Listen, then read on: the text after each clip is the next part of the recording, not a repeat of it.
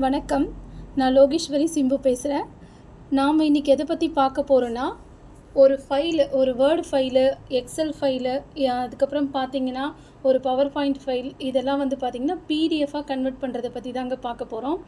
இதோட வெப்சைட் பார்த்திங்கன்னா ilovepdf.com இது தாங்க. இதோட லிங்க்கு நான் டிஸ்கிரிப்ஷனில் கொடுத்துட்றேன். இப்போ பார்த்தீங்கன்னா இந்த வெப்சைட் இது ஓப்பன் ஆயாச்சு.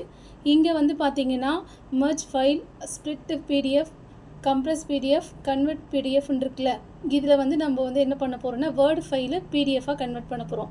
இதில் கன்வெர்ட் பிடிஎஃப்னு இருக்குது பார்த்தீங்களா, இதை போய் நீங்கள் ஓப்பன் பண்ணிங்கன்னா உங்களுக்கு இந்த மாதிரி கீழே நிறைய ஓப்பன் ஆகும். இதில் பார்த்தீங்கன்னா ஜேபிஜி டு பிடிஎஃப்னு காட்டும், பிடிஎஃப் டு ஜேபிஜி, இதெல்லாம் வந்து பார்த்தீங்கன்னா வேர்ட் ஃபைலையும் மாற்றிக்கலாம். வேர்ட் ஃபைலை பிடிஎஃபாக வேணும்னாலும் மாற்றிக்கலாம், பிடிஎஃபை வேர்ட் ஃபைலாக வேணும்னாலும் மாற்றிக்கலாம். இப்போ வந்து பார்த்தீங்கன்னா நான் ஒரு வேர்ட் ஃபைலை பிடிஎஃபாக மாற்றி காட்டுறேன் பாருங்கள்.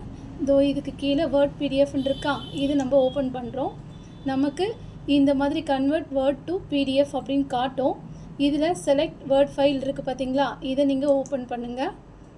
இதை பண்ண உடனே உங்களோட ஃபைல் எங்கே இருக்கோ அதை கொண்டு வந்து நீங்கள் இங்கே வைக்கிற மாதிரி இருக்கும். இப்போ இந்த பேஜ் ஓப்பன் ஆகிடுச்சு. இதில் நான் டெஸ்க்டாப்பில் வச்சுருக்கேன் ஃபைலை. இதில் வந்து பார்த்திங்கன்னா நான் இப்போ இந்த ரெஸ்யூம் ஃபைலை தான் பிடிஎஃபாக கன்வெர்ட் பண்ண போகிறேன். இதை வந்து நீங்கள் ஓப்பன் பண்ணிக்கோங்க. ஓப்பன் கொடுத்துட்டிங்கன்னா இந்த மாதிரி வந்திருக்கா. இப்போது இங்கே கன்வெர்ட் டு பிடிஎஃப்னு இருக்கும். இதை நீங்கள் ஓகே பண்ணிங்கன்னா நமக்கு வேர்ட் ஃபைல் வந்து பிடிஎஃபாக கன்வெர்ட் ஆகிடும். இப்போ நீங்கள் டவுன்லோட் பண்ணிக்கோங்க.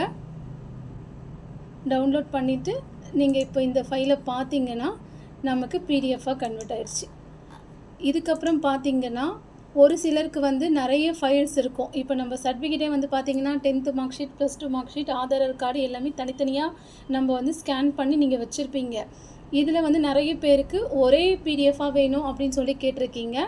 இது வந்து பார்த்திங்கன்னா இதுவும் இதே மாதிரி தான். நம்ம வந்து ஸ்கேன் பண்ணது வந்து மோஸ்ட்லி பார்த்திங்கன்னா ஜேபிஜியில் தான் இருக்கும். இது வந்து கன்வெர்ட் டு பிடிஎஃப்னு இருக்குல்ல, இதுக்கு கீழேயே ஜேபிஜி டு பிடிஎஃப்னு இருக்கும்.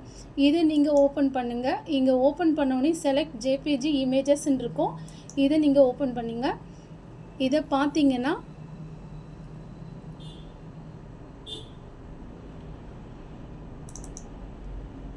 நான் வந்து இப்போ ஒரு ஆதார் கார்டு, ஒரு சர்டிஃபிகேட், ஒரு ஃபோட்டோ, இது மூணுத்தையும் ஒரே பிடிஎஃபாக கன்வெர்ட் பண்ணுறேன்.